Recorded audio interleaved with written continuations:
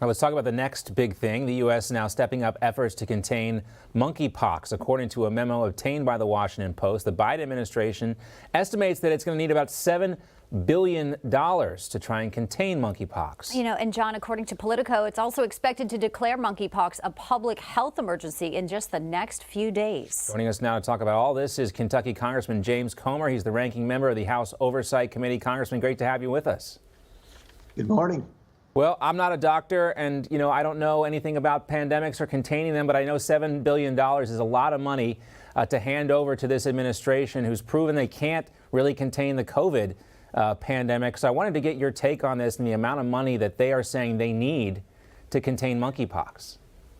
Well, it never ceases to amaze me the amounts of money that Joe Biden requests from Congress in the name of COVID and now in the name of monkeypox. The fact of the matter is this: the American people have lost confidence in Dr. Fauci and the CDC. I don't dispute the fact that monkeypox is serious, and it's something that we need to take seriously and something that we probably need to invest some tax dollars in. But the problem is that we don't have full transparency of where the COVID money went. And you know how much money we spent in the name of COVID. There's still unused COVID dollars in every pot in every government agency in America. Now the Biden administration is asking for $7 billion more just after they asked for $40 billion for Ukraine. Now they're asking for more money from Ukraine. And now we hear that Joe Manchin's caved and finally given in on Build Back Better. That's hundreds of billions of dollars more. You know, the biggest problem in America right now is inflation.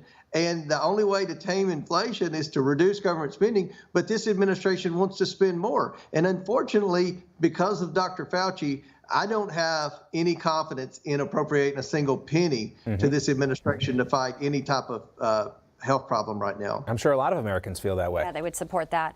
Want to get your take on this story that broke yesterday. Jim Jordan writing a letter to FBI Director Christopher Wray.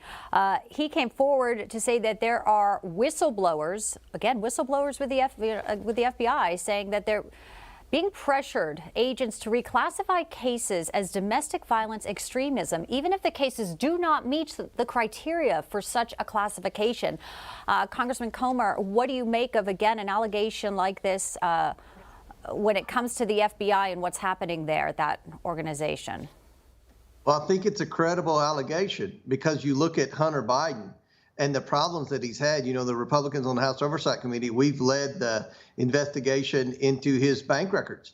And he's had 150 suspicious activity reports, which is the bank's reporting of potential criminal activity. The bank reports these to cover themselves from liability when they're pretty certain a client is committing a crime. Now, remember, he's had 150 of these dating back over a decade from various different banks, but yet the FBI did nothing about it. We have now the emails and the text messages that show all sorts of illegal activities by Hunter Biden and Hunter Biden's uncle, where they've influenced peddled with our adversaries across the world in places like Russia and the Middle East and China, but yet nothing's ever become of this investigation. So one would wonder what's going on with the FBI now that we have these whistleblowers come forward. I think this is a very credible concern, and I'm glad that Jim Jordan is taking it very seriously.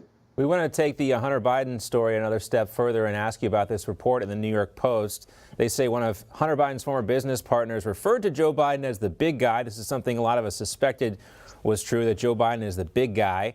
This isn't a panicked message the same day the laptop story broke. And it's drip, drip, drip every single day. And now that the New York Post is not being censored, we're actually able to get this information. Right.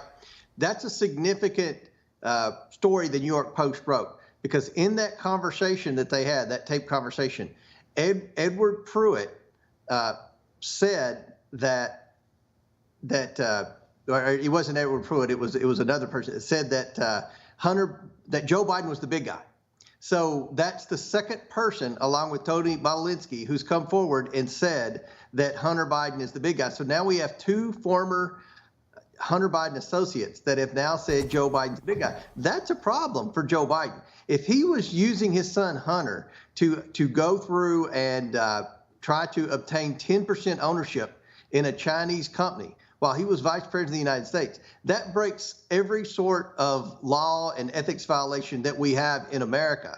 And then the fact that he's lied about it ever since, and the fact that the FBI probably knew about it, then we've got serious concern. So I'm very concerned about this. We're going to continue our investigation of Hunter Biden. Every day, more information comes forward. And I think that you're going to see a lot of questions that the American people are going to have, and hopefully the DOJ is going to do something about Hunter Biden very soon. Well, we know you're looking to speak to his financial advisor, and you've put a deadline on it, so continue to keep us updated on that. Congressman Comer, as always, thanks for being with us today. Thank you for having me. Hey guys, it's Rob Carson. I want to tell you about the Patriot Gold Group. But first, let me tell you that the S&P has already lost $8.2 trillion in 2022. Did you know that? Peak inflation is not even hit despite the Fed rate hikes on groceries, on gas. You know it as well as I do. Morgan Stanley and Goldman Sachs are warning of another 20% drop. Inflation is winning in a knockout right now. The Fed is going to raise rates again at the end of July. Meanwhile, Goldman, Wells Fargo, and Bloomberg are all forecasting gold to surpass all-time highs. If you want to invest in gold, call 888-936-2373 now. Call the Patriot Gold Group today and ask about their no-fee-for-life IRA. Sounds like a good deal, don't it? Here's the number, 888-936-2373. 888-936-2373 for the Patriot Gold Group.